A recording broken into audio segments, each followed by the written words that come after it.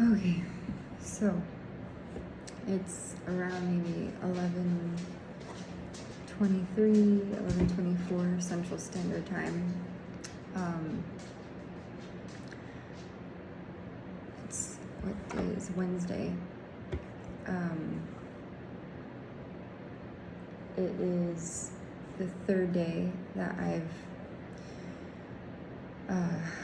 been in a remote role at this current job that I have. I feel very blessed that I got it.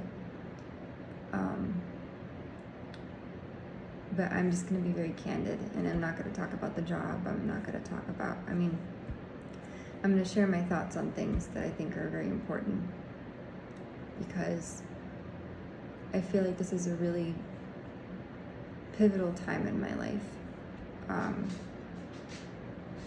I know I've matured a lot. I've grown a lot. But I've also learned a lot in the past 6 years.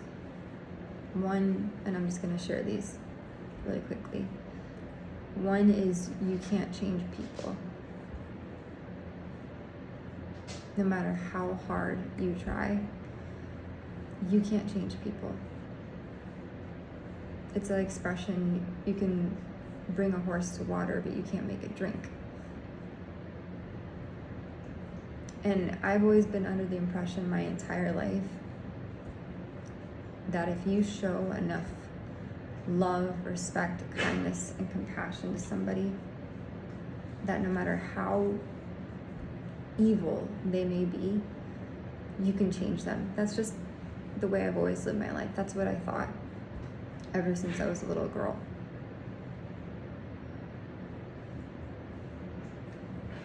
I've now come to realize that that's not possible.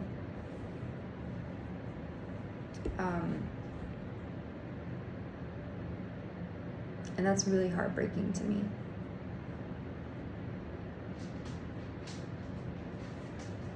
I'm going to open the window really quick for a bit, just for some fresh air.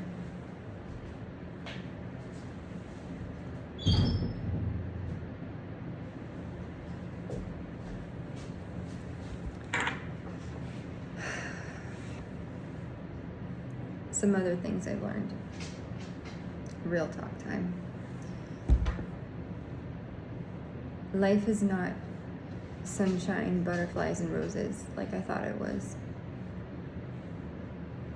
I think when you grow up watching Disney movies, you're led to believe that like everything is, just, I don't know, like gonna be one big fairy tale, and that when you grow up and you're an adult, things will be very outlined for you, like it'll be very black and white. Life is not black and white at all.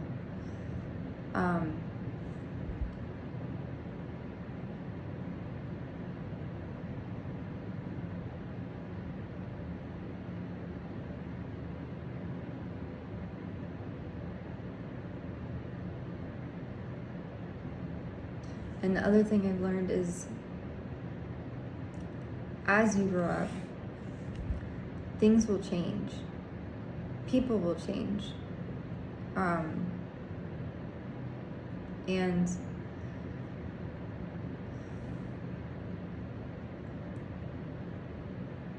it's a hard pill to swallow when you can be at your lowest point in your life, and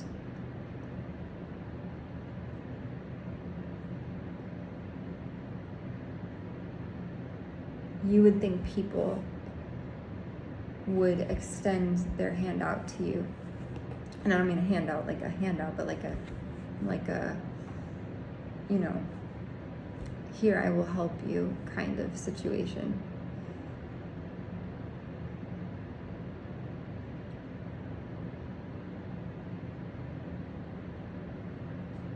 Nope. I'm not trying to say this to be like pessimistic, because I'm not a pessimistic person. But after experiencing one of the most unjust, cruel things that I can ever experience in my life, it really hurts.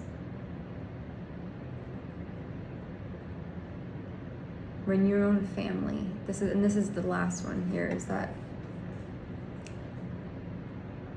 I always, as a person growing up, I always thought that I was taught you're supposed to respect your elders. You're not supposed to argue as much as you should with anybody, let alone a parental figure. And this is the problem, I think, when you become what is known as an adult child. Adult children are basically, if you live at home, which I did, I lived at home for a majority of my life until 29 years old, more or less. And I'm being very candid here. I mean, I think this is important because if you are part of the younger generation and you are a young woman and you are even under the age of 18, let's say you're 16, 17, 18, and you have access to YouTube, right? And you come across my video for whatever reason. If I can go back in time and teach myself how to be more independent, I would. Not to say that I was sheltered or coddled, but maybe a little bit. Because as life went on and I started to go to university and college and get jobs and get a degree and all that,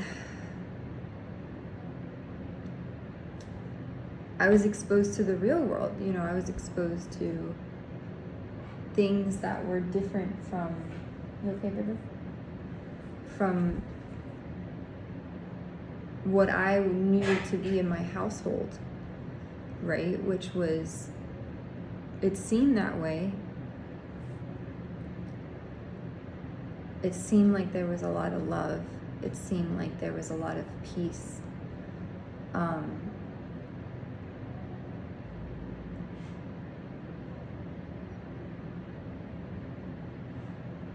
I would liken it to a red carpet childhood. That's what I called it. I'm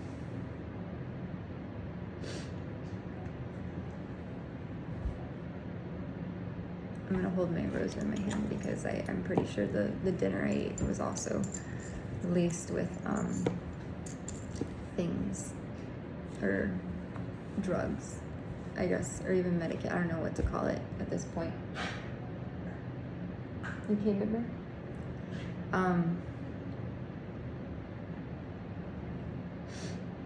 And this was a meal that my family made for me, mind you.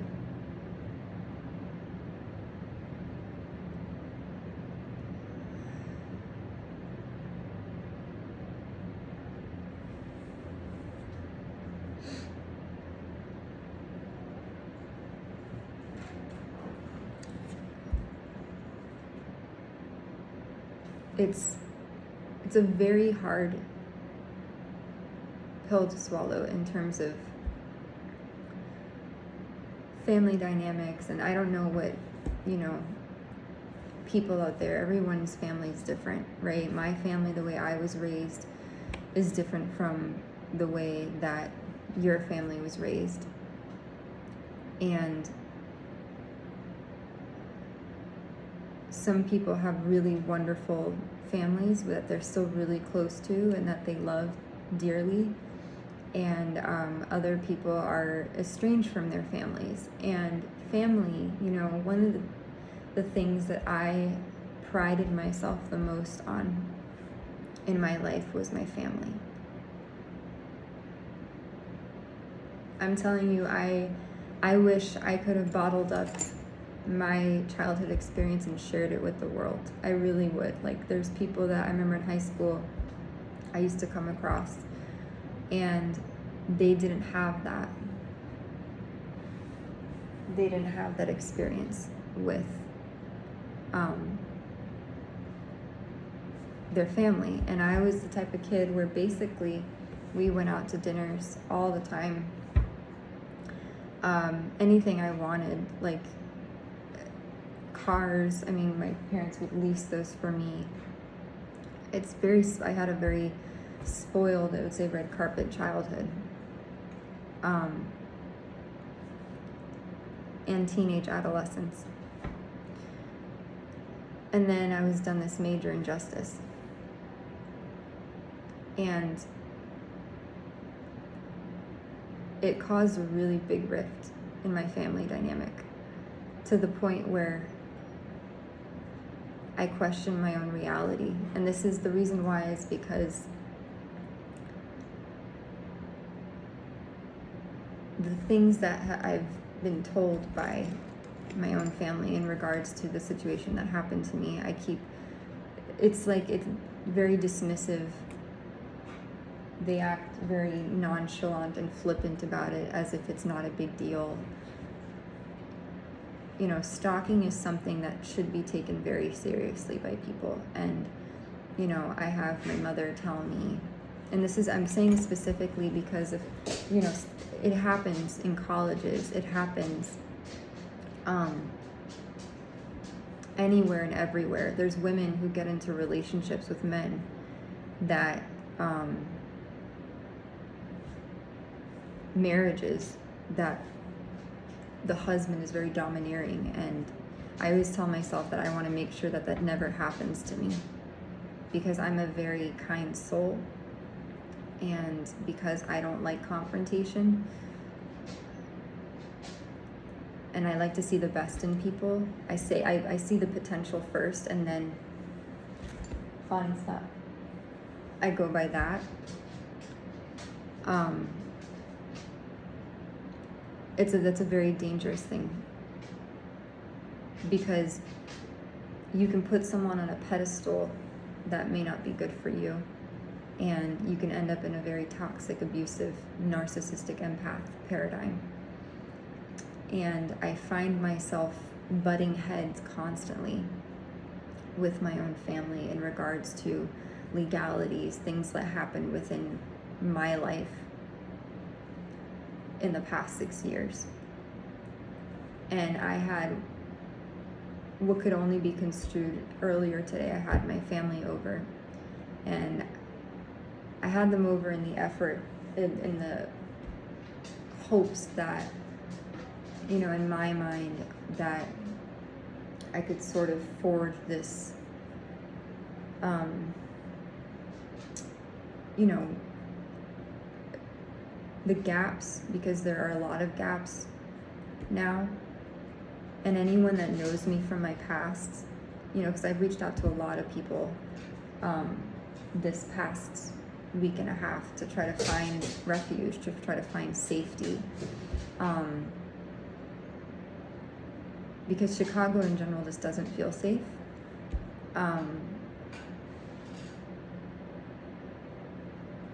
And you know, when you have that gut feeling, like in your gut, when you feel like something's off, that's what I feel. It's really hard to ignore. But then I have parents who consistently are telling me everything's fine, you know, this person so-and-so doesn't care at all about what happened. No one is going to come to your aid. No one's going to help you. These are the words that I'm hearing. And this is coming from people who nurtured me, who raised me in what I felt like was an environment or cocoon of love. And those are not the words that you tell someone who's been through trauma. And I remember a BetterHelp therapist based out of North Carolina that I listened to when I was in Vermont through a webinar. He said that if anyone makes you feel inferior, or feels like they cause you doubt, or you feel like you're not getting the encouragement that you deserve, then that's a clear indication and sign that that dynamic is not one that maybe you should gravitate towards or cultivate. And the thing is that I'm torn, and if anyone has advice on this, please let me know, because, and this is where I do need therapy, because I am very torn. Like right now, Let me see. No, there's no, the heater's not on, because sometimes the heater would make you feel very lethargic and drowsy and labored breathing. I had my parents over, and my mom gave me a cooked meal of pasta, and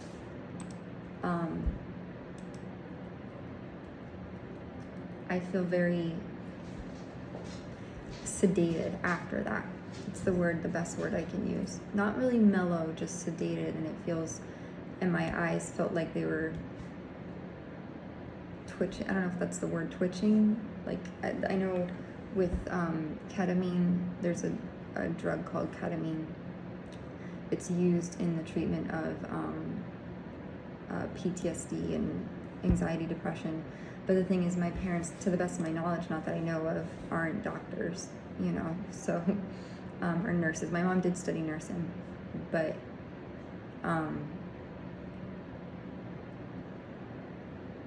and this is what scares me. And if you look up targeting, you look up gangstalking. Family relationships are,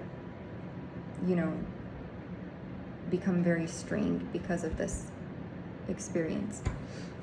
And my mother told me today, she goes, trust the process, and I go, there's no process. The process is I was terrorized.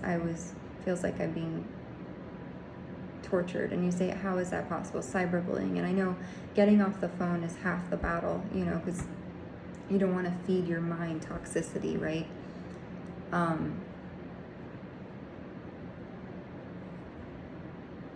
But I'm struggling right now with, I don't know how to make peace with an injustice.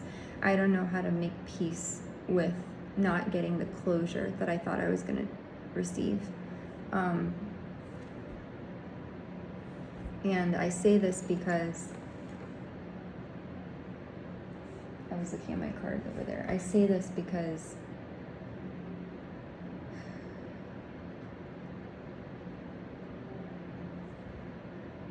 I don't know, I just always thought that when you put your mind to something and you believe in miracles and you believe in hope, anything is possible, It might be there's a word that I love called a neophyte, Neophyte, neophyte. When you're a novice at something, when you're new at something, you're a beginner. That's a very novice, or I guess the other word is gullible, incredulous, not easily deceived, but just, idealistic. And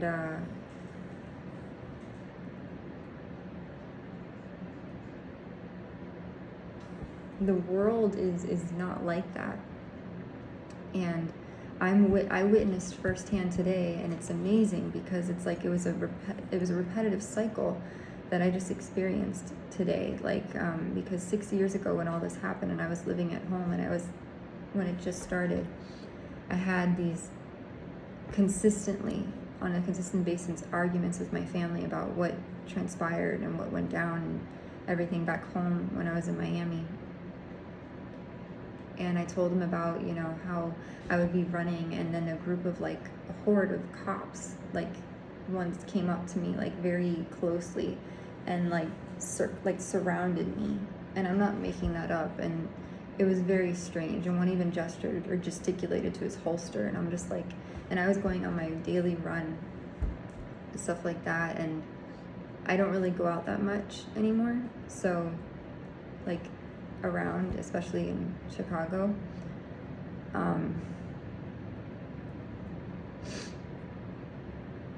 But that was, something that happened, and then being tailed by cops as well was very strange for me.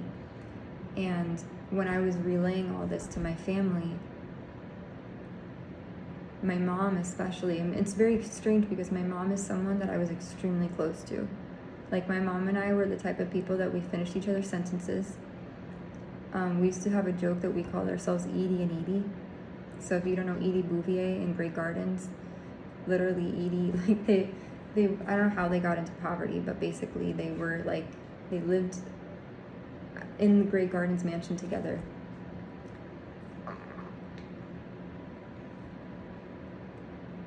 And we were the type of people that we would finish each other's sentences. We're so similar. And I don't understand for me how there's so much discord and dissonance between my experience, which is my own, and hers, and the person that's in the middle that basically this all started with, that they refuse to acknowledge and say that it was that person. Now, I don't know for anyone else that's being gang-stalked or targeted what that experience is like with their own family, but from what I've noticed is that it puts such a strain. And I told them today, I said, it's like the people that I knew from growing up when I was a kid, and I'm telling you, I had the father who, when it was Christmas time, camcorder, best Christmases ever. When I was sick at school, like if I was ever sick, my dad would be the first one to come pick me up. And every ballet recital, every show, everything. And I'm afraid of my own family. Like, I know that sounds crazy, but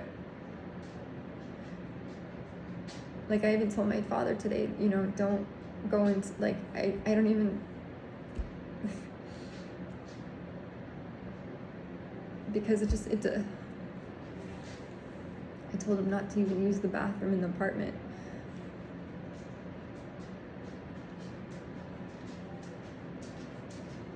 My mouth tastes like heavy metal for some reason, which I have to brush my teeth. I hope it's not mercury.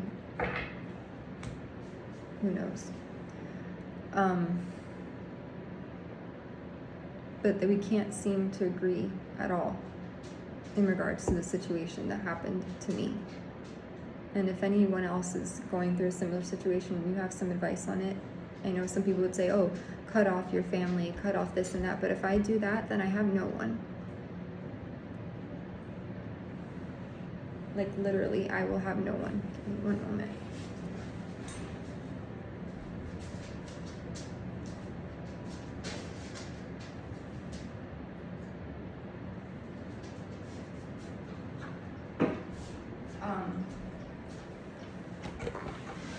Because my family is all I have at this point. I mean, not really, I don't have them. Can't really say I have them.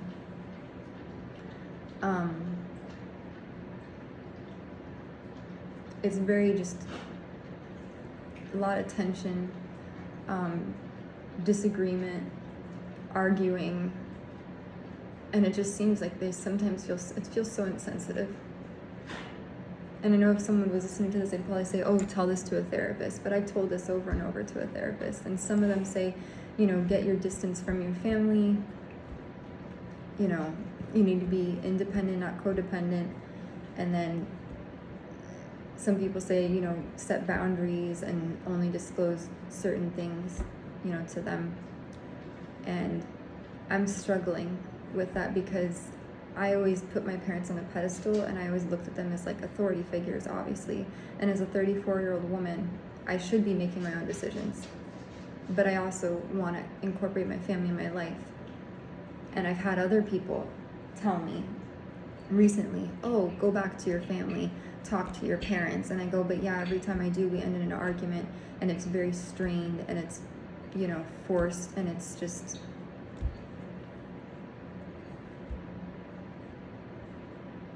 it's very hard.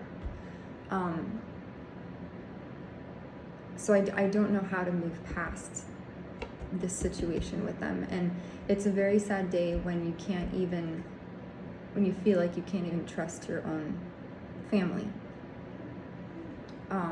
It's heartbreaking.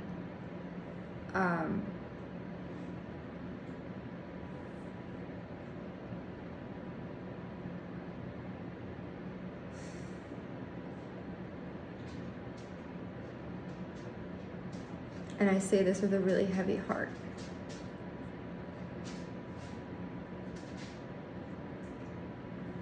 Because really, all my family right now is that one, is my dog. And I'm scared for my dog's life as well. And today, my family tells me, you know, because I used to tell my mom everything. I used to share every single thing with her. And she says, you can't keep asking people to live with people. And I go, I feel like I'm in danger. And I do that because I'm looking for a safe place to stay. And she goes, you think people are gonna, it's like every single time that I try to find a solution, my parents come in with the whole, they give me reasons why it won't work, not why it will work. And I keep being told things like everything that I'm doing wrong versus what I'm doing right. You know, my dad kept mentioning today, oh, every single time I say something, you cry.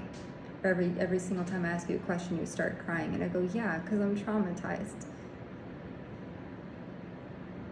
I had a man stalk me. No one bothered to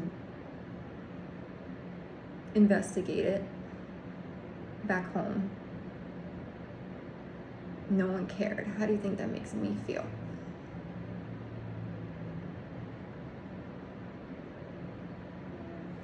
And when I tell them about the whole watch list thing, if you don't know what that is, I really don't want to get into government stuff. It's just when I was trying to find answers to things. And I always tell myself, well, what do I want out of the situation? Do I want to see reprimand? Do I want to see the guy go to jail? Do I want to see him arrested? I don't know. I just want to be safe. I don't want to. And if you say, oh, Ashley, he's miles away. You're in Chicago, Illinois. He's in Florida or wherever he is, the person. Yeah, but the thing is, here's the thing, folks, is that people have friends. They have networks. They know a person over here, they know, and if it's a really well-connected person, all they have to do is talk about you to their people, because just like I have my people in my life that probably could back me and my character, he has his people. It's almost like it reminds me of, there's that defamation case between, that happened between Johnny Depp and Amber Heard. Now, mind you, I never dated this man, but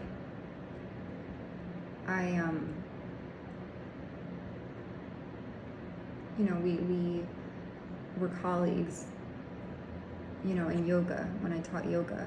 He was my yoga teacher. And I don't say his name out of respect for him. I'm not going to say his name. But as a female, I'm already the inferior sex. So people would go, and then people that know me know that I wouldn't make something up like this. People would know, like, oh, they would know. What do I gain by doing that? I would either look like an idiot, right? I would look like an idiot to make up a whole story about a guy. Because I'm like the last person that wants to seek attention.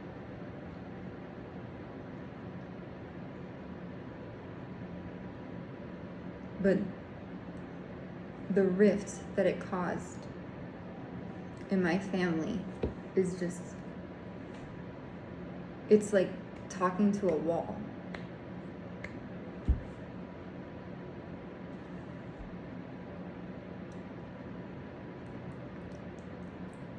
And the police, it's like, that's a really hard pill to swallow.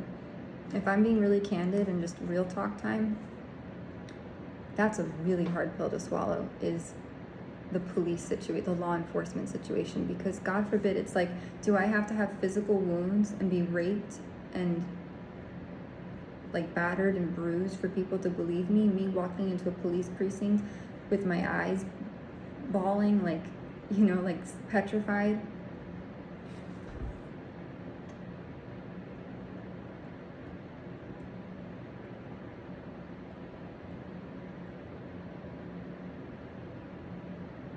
I had a very elementary, middle school idea of what the government is or was in social studies, like that was my idea of the government, and all of that is gone.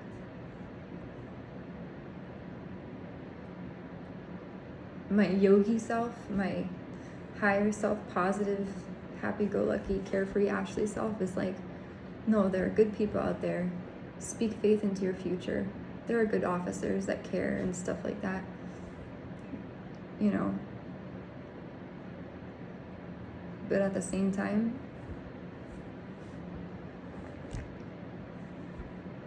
there are people that don't. And I have so many questions. I have so many questions. Because of content that would come up on my feed that I'm pretty sure a hacker or spy for hire, mercenary spy, whatever it's called, that's like cyberbullying me or bothering me. The things that have come up that I go, what did people say? What did people do? Are people just gaslighting me? Are they baiting me? Are they trying to trick me to think that something's really bad? Because with gangstalking, what they do is they try to intimidate you with scare tactics, with scarcity tactics and scare tactics, to make you think that like death is imminent or that. But the thing is that it could be though. That's not a joke. And how it's facilitated is very well coordinated and strategic from what I've learned over the past 6 years. I mean, to think I had this perfect life. I'm talking like healthcare professional, hospitality professional, focused, diligent, goal-oriented. And today, even my family said, I told them, I go, you know, because of what happened to me and the stalking, I decided not to go to OT school. They go, that's your fault. That's not his fault. And I go, if that hadn't happened, I wouldn't have said no to going I wanted to be a pediatric occupational therapist. And now I'm scared of being trafficked and abducted. And my parents today go, oh, you can't, to be trafficked, you have to be taken in the back of a thing and handcuffed and wrist and go, no. Trafficking can be anything from in the workplace, if you're being, unreasonable demands in labor.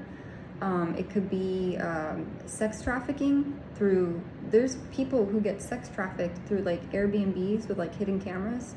That's a thing where they get watched and people put on the dark web. I've read about that. That's like virtual trafficking. I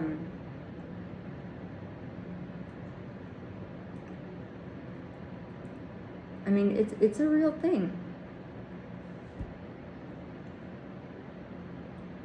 I wouldn't make up on the internet and go and risk my reputation and people that know me from elementary school, middle school, high school, teachers that I've had that have graded me on academic performance and extracurriculars and career aspirations. Like, I wouldn't do that. I wouldn't be so dumb to go on the internet and do that.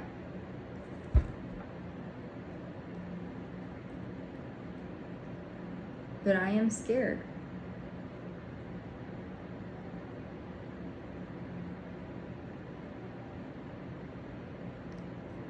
In fact, I mean, on multiple occasions, I feel like I've almost been unalived, or ASSA, SSINAT. I don't even want to say the word. And if you say, why would someone target you that heavily, Ashley? Why would a group of people target you that heavily? Trust me, I am just as baffled as you would be. But when I say I fear for my life, I genuinely mean that. I've stayed at hotel rooms where, when I was traveling, whether just from one area to another, whether it's from just moving or going on a day trip, whatever, I've been sedated. Like when you get a mask over your face and anesthesia, I would wake up as if I just got up from surgery. I'd be that, jet lagged. If I didn't go on a jet, but I'd be so exhausted. And I'd have a weird taste in my mouth.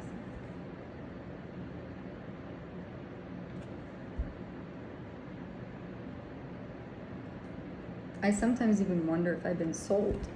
I know that sounds crazy, but I don't feel like my life is my own anymore.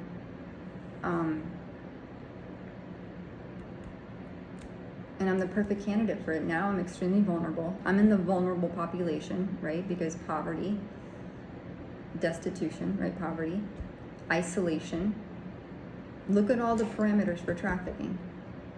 Isolation, destitution, helplessness, estrangement from family, very, I guess, otherwise toxic, abusive relationships. And the other sad part is I reported this people to the FBI like 2 to 3 times. And if you say, well, if they're not giving you any answers, then maybe there's no issue. Oh no, there's an issue. It's just being done in a way that it's so well managed, you know, this whole thing, that it could go so undetected, like you wouldn't even, you know.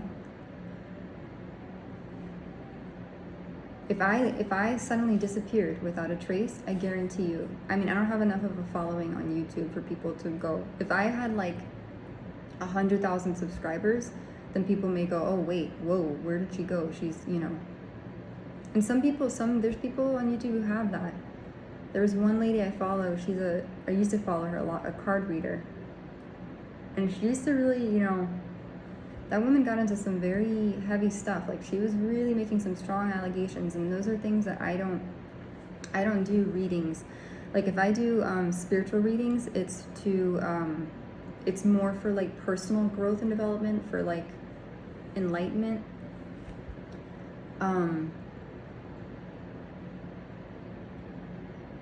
It's not so much to like dig into things, because I don't feel like that's my place to stay in my lane, you know. I've seen a bunch of things, and I will say though, some people are genuinely gifted. Like I don't hold a candle to those people. I think I'm intuitive, I think we all are, and I have good discernment. But some of these people are really like they can look at a card and they'll be like, oh, this and over here. I do think I have been given what's called like a divine inheritance, a spiritual inheritance, and that's been very tricky to navigate. Because I feel like, and please God, don't spite me when I say this, please don't. It's a gift and a curse, because to the right people, that could be a good thing. To the wrong people, it could be a really detrimental, threatening thing. And I feel like I'm being left to fend for myself. And I honestly feel like sometimes there's a group or a high council or people watching this whole thing go down with me. I know that sounds very weird, but intuitively a download I got is that there's people watching this stuff play out, and they're watching how I handle it, and it's almost like seeing if I'm gonna sink or swim. And it's really funny because last night I'm sorry, my lips are so chapped. I need to like dry brush them or something because they're so chapped.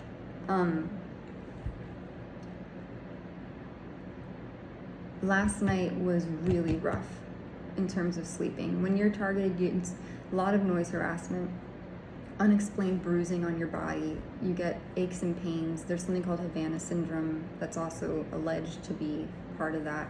You can look that up on your own time if you wish to. I don't know if it has anything to do with Havana, but like Havana, Cuba, but it's just called Havana syndrome. And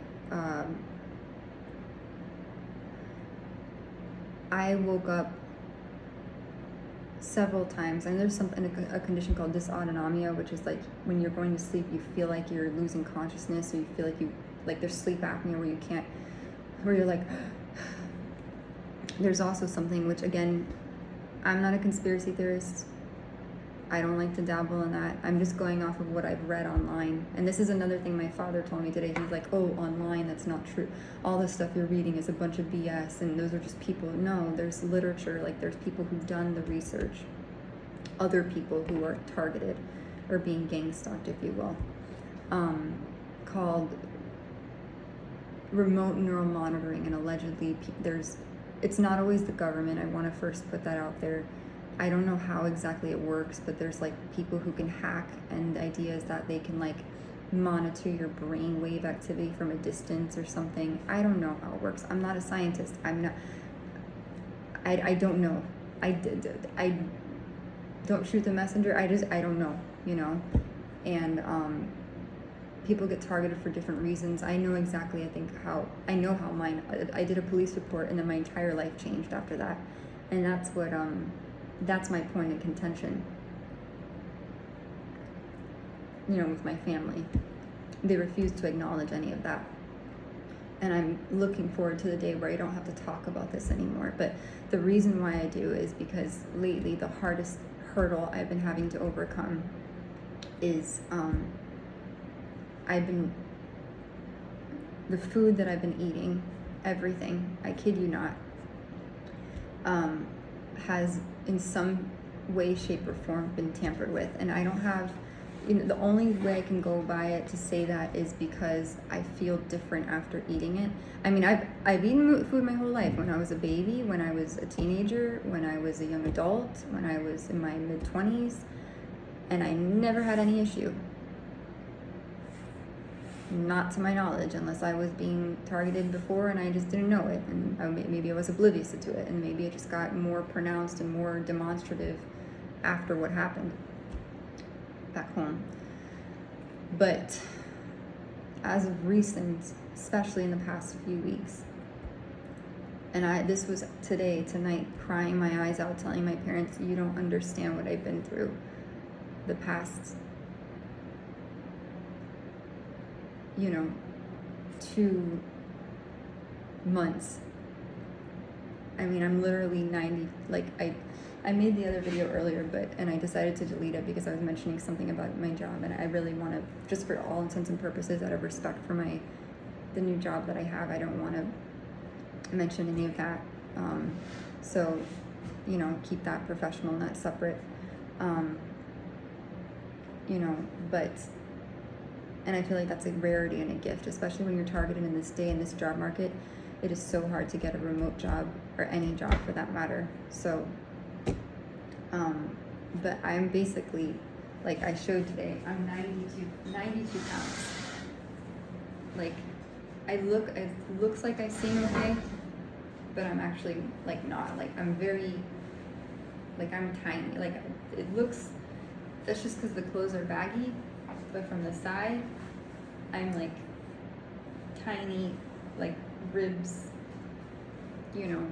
You can see it doesn't look as bad as it is, but I was 127 pounds before, or last year, 126, and now I'm 92 pounds, and I'm not trying to be a model. I don't care to do any of that. I used to do ballet dancing way back when I was like 7, 8 years old with a group of girls who were very lovely, and we were a very tight-knit group of friends, but I'm not trying to do ballet dancing, and you know, I'm just trying to survive, and I am scared to be drugged against your own will. And the reason why I say that is because, again, like I said, I did another test with a test kit, and my parents are very adamant about, oh no, you need to have a toxicology report done by a professional. And here's the thing, folks, when you're targeted, unfortunately, the powers that be, whoever these people are that facilitate this whole thing, if your phone is hacked, it's going to be very hard, or computer, it's just hard, because they can literally, I know that sounds so like tinfoil hat thing, like, oh, you think that they're, unfortunately, yeah. And my mom is convinced that, oh, when you stop talking about it, they'll leave you alone. But the moment that I let my guard down,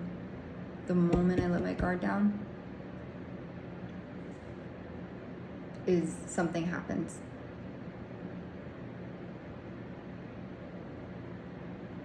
You know, the moment I'm like, okay, I'm going to let it go. I'm going to push past it. I'm going to move forward. Nope.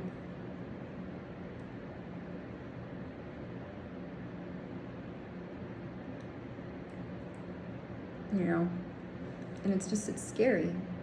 I never thought I'd be in this position in my life. It's like, it's almost surreal. Like, I have to, like, pinch myself. And I don't know what the solution to this is. And I feel like the solution is, I don't know there is some, watch lists are real.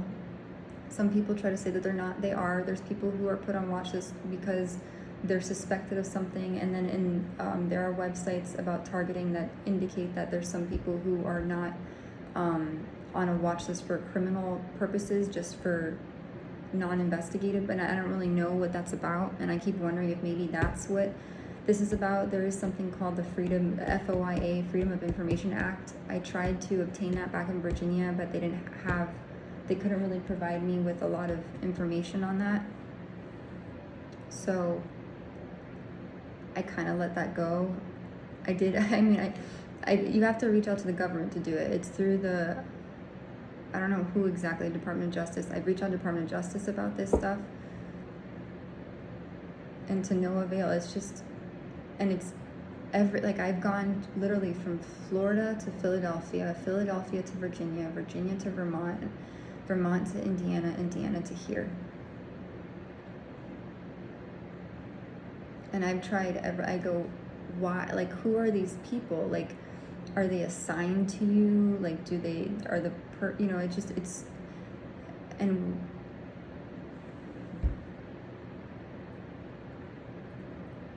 But recently I go, after everything that I've gone through, the biggest takeaway I've learned is that, and it's a few things that I've learned that are really hard pills to swallow. Not all law enforcement people are nice. Not all lawyers are upright and honest. You would think that because they work in the legal profession they would be. That's not true.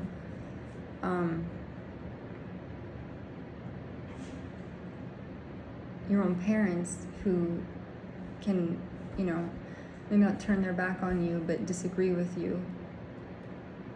People, especially when you think you're at your lowest, that people would help you. There was a quote, Robert Downey Jr. I don't know if I saved it. Let me see. Where is it? I don't know if my iCloud thing is synced to here, but or maybe it was on Pinterest. Maybe it might have been was it on Pinterest? No, sorry. It was on Instagram. I take it back. It was on Instagram. I save all these quotes, the motivational quotes that I like. He said the following. Robert Downey Jr. said this: if you want to know who your real friends and family are, lose your job, get sick, or go through hard times, you'll see clearly. Go through something really tragic, and you'll see the ones who stay with you at your side when you have nothing to offer them. Those are your friends. Those are your family. I really have no friends, and I don't mind saying that. I'm 34. I know there's videos that are clickbait, and they go, I'm this age and I have no friends, and this age I haven't had a boyfriend. I have had a boyfriend. I have been intimate. I have whatever. But I don't mind saying I really don't have any friends. And I'm also very selective and very picky.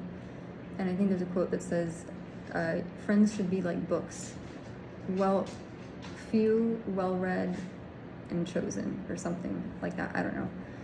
And I'm selectively social because I read people really well, and I'd rather be alone by myself than be around people who are toxic or fake, because there's people who are fake nice as well, and that's really annoying. It is so annoying to be around people that are fake nice, because it's so, it's just disgusting, The world is already going through so much tragedy and drudgery as it is, and to be around people who are inauthentic is the most unattractive thing in the world, or people that play people. And there's another quote that it said, you saw me at my lowest, and yet you still decided to stab me in the back or talk about me, and that's something I'll never forget. And that's a quote that's also been really, relevant to me, because there are people who have seen me and know, I think, that what I'm going through. And I get it. I don't wish this, what I'm going through, I don't wish this upon, I mean, I wish people would step into my shoes so they understand what it feels like. But like, you can't really grasp what it feels like until you're in it. I mean, I'm afraid to touch doorknobs. Like, I open doors with my elbow because I'm scared that the door handles will have some substance or chemical on it.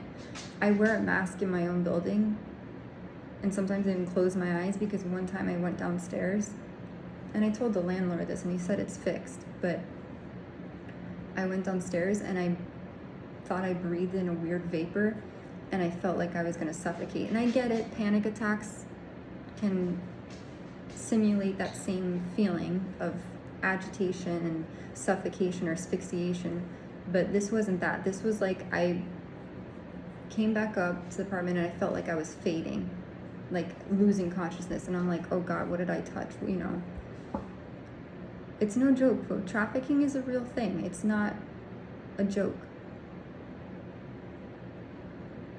And I wish people took it more seriously because I don't need to lose my life over this. I had a beautiful life. And the last thing I want to be talking about is human trafficking or targeting or gangstalking or this negativity on the internet.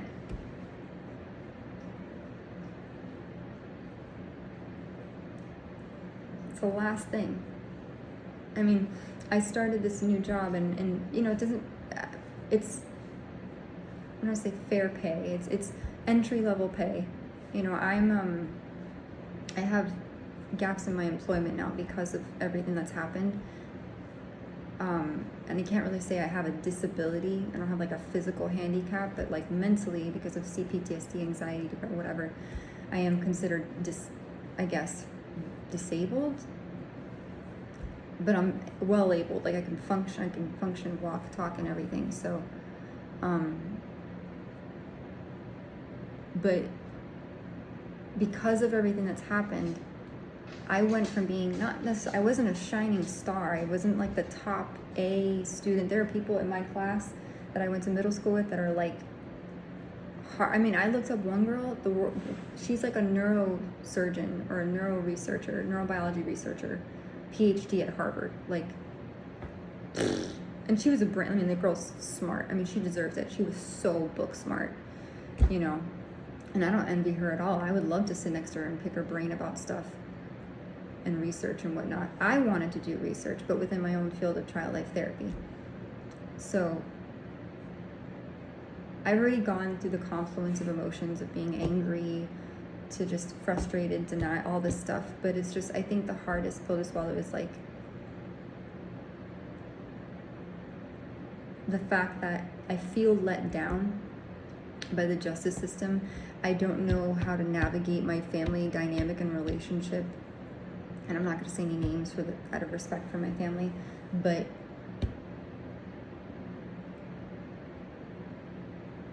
I don't know how to navigate that.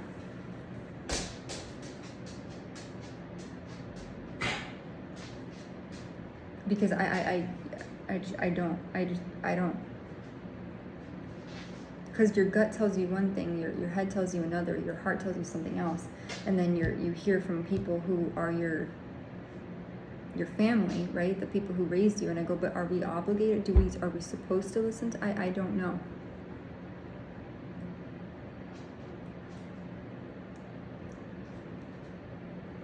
You know, I came here to Chicago under the pretenses that everything was going to change and it was going to be okay, and it wasn't okay. I mean, granted, Chicago's it's a city, it's a very metropolitan urban landscape, and so with that comes with ambulance, you know, siren sounds, whatever.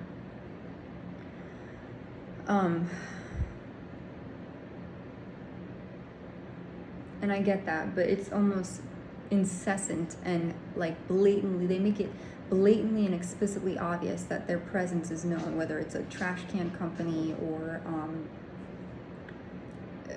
even police car. I mean, it's so obvious, and it doesn't help someone and I told my parents that, I go, you know, what's good for you guys may not necessarily be good for me, especially my coping and my healing.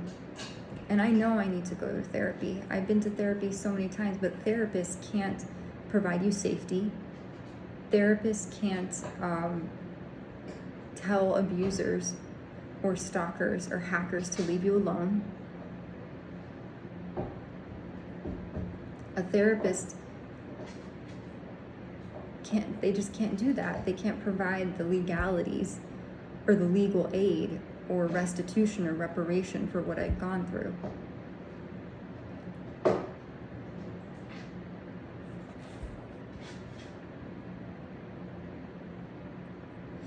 And then to have people discredit you and invalidate your experience is the most, like, and it's not an ego thing. It's not like, God, why don't people believe me? It's like, no, I'm scared for my life, kind of thing.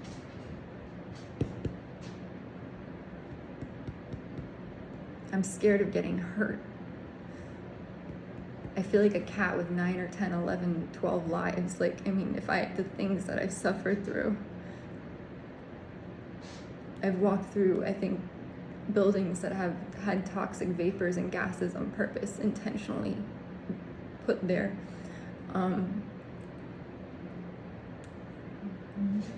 I've almost been sedated, like lost consciousness in other buildings as well. I think I've been sprayed pesticides on in closed quarters because it was it felt like Roundup, you know, the stuff, the weed killer.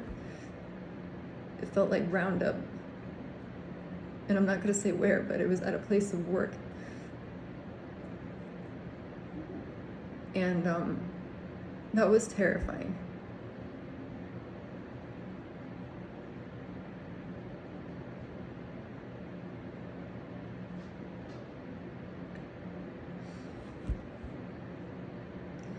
I've stayed at an Airbnb where I literally had to keep the windows open the whole time. It was in Ohio, and it was horrible because it was so cold, like it was freezing in there, and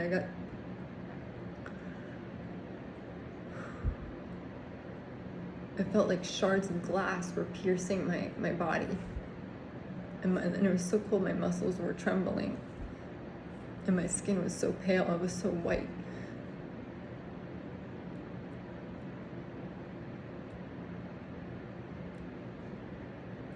And I go, how did all of this come about from just me putting a report out on somebody? I don't get it. I don't know if people see it like the Squid Games, the Hunger Games, you know, like come to life, but that's sometimes what it feels like I'm in a competition and I'm like, this is insane.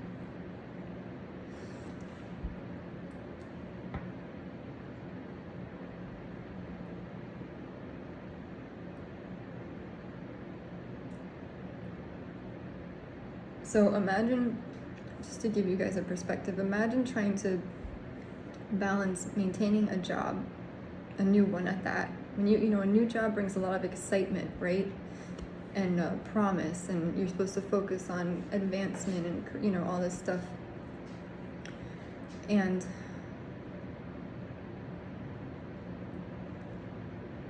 I've been so busy just trying to survive. I haven't washed my hair in like 4 days. Like I said, I've been scared to eat because I'll eat, like when I first got here and you could say, oh, maybe you're having food sensitivities. And first I thought that. I gave the benefit of the doubt. I'm like, maybe I have food sensitivities or allergies because, you know, some things you grow out of, and, you know, trauma, who knows what it does with the brain and the olfactory system and the gustatory system with the mouth, and like regular cow's milk, I don't know if I digest that well, but when I have dairy, like ice cream, it's okay, but I'll eat certain foods and I'll feel like I'm gonna faint, or like I'll feel really weak and tired. The other weird part is like with gangstalking is something called street theater, which is basically where they'll socially engineer or stage certain people around you to walk around you at a certain time, or say something, or like cough, or talk so loudly, like, hold on. I need to-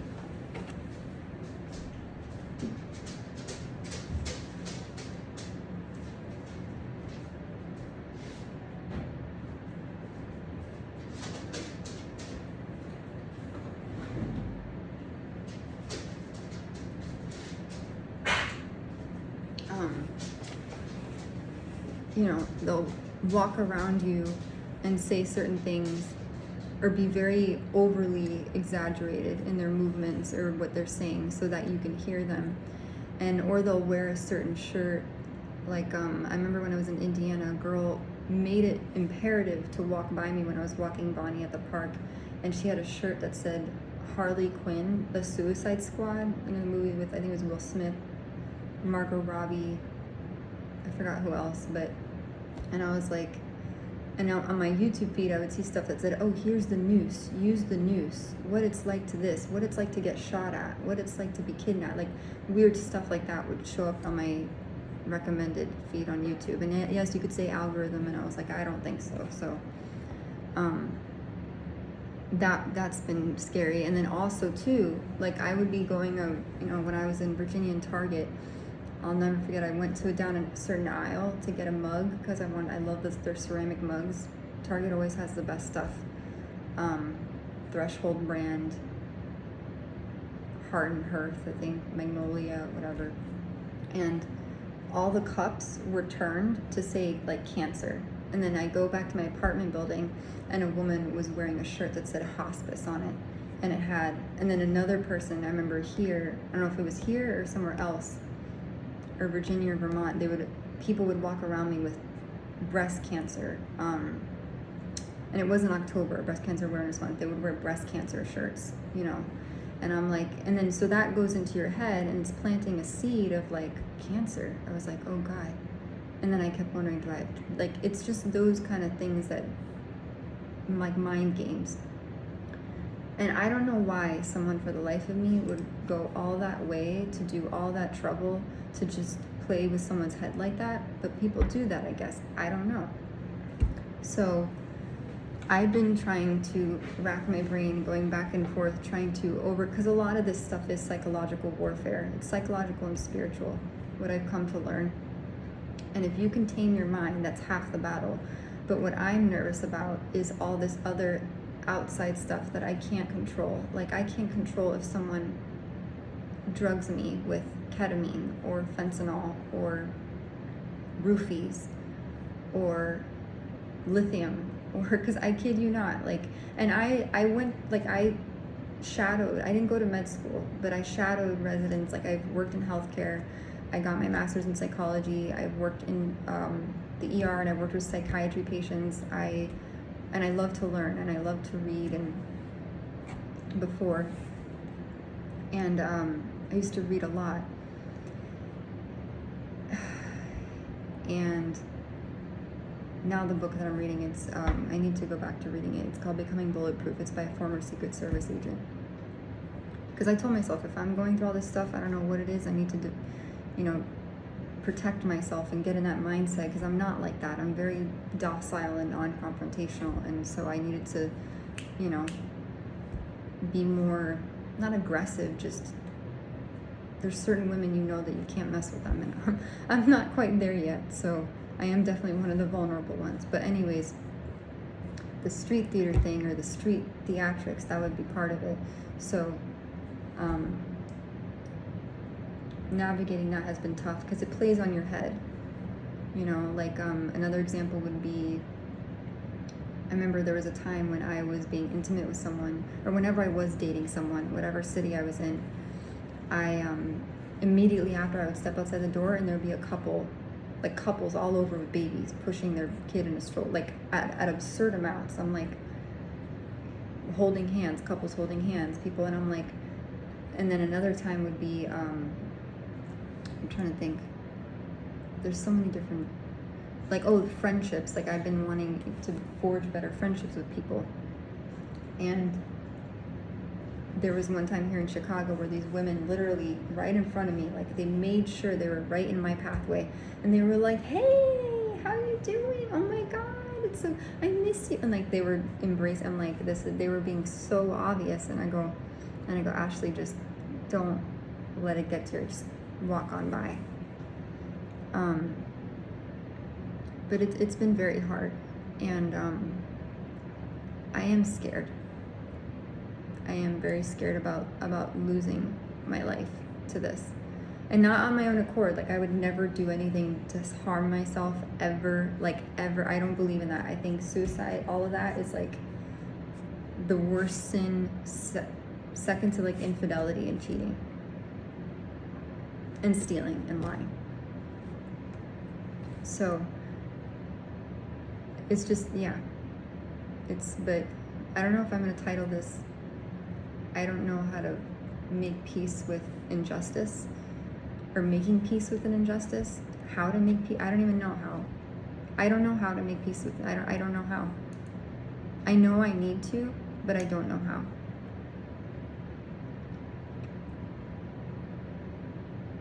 Like, when I tell you I've been afraid to take a shower, I know that sounds crazy, but in the cities that I've lived in, different ones, I think people put lead possibly in the shower head. I don't know how they do it in the well with the aquifer, but I would take a shower, and then immediately after the shower, I would feel so like drained and exhausted and weak. And then other times I noticed that I would get progressively agitated and more irritable. And I go, those are the symptoms of lead poisoning. And I thought, lead, I don't know if that's readily absorbed through the skin, but if you are exposed to it, it will, hurt you to some extent, like trace amounts of it. The same thing goes for cyanide. Like, I'm pretty sure I've ingested cyanide possibly in trace amounts. I've ingested Botox, which is a neurotoxin, venom possibly from other things. Like, it's frightening. Like, to say that, like, I had one of the more, not mental breakdowns, but just, it was not a mental breakdown, just total breakdown of exhaustion, of just sheer exhaustion. Today. I also think there's other things like invisible energy field stuff, like they target anything they call energy weapons, but it essentially does something to your body. Like, I don't know how to describe it. I'm not a scientist. I don't know how to describe this stuff. But in the targeting community, they call it directed energy. And it could hurt your lungs. I don't know how it works. Allegedly, it's almost like if you put yourself in a microwave. I know this sounds crazy, and hear me out, and this, I'm probably not explaining this well, because I can't speak to this well, but other people can if you Google it. But it's like, allegedly you get fried like a French fry, is the best way to put, or like when you put popcorn in a microwave, and you imagine microwave waves, that's sometimes I feel like at certain parts of my body, like my shoulder, it doesn't look like it right now, but here, I also don't have the best posture, so I thought I had thoracic outlet syndrome. So if I slump over like this and I'm more concave, it presses on there's an outlet here with like arteries, and there's the tendons, obviously the rotator cuff is there, but there's the tendons, the veins, the subclavian artery, or whatever here, and if you do that, it compresses on it, and it can actually cause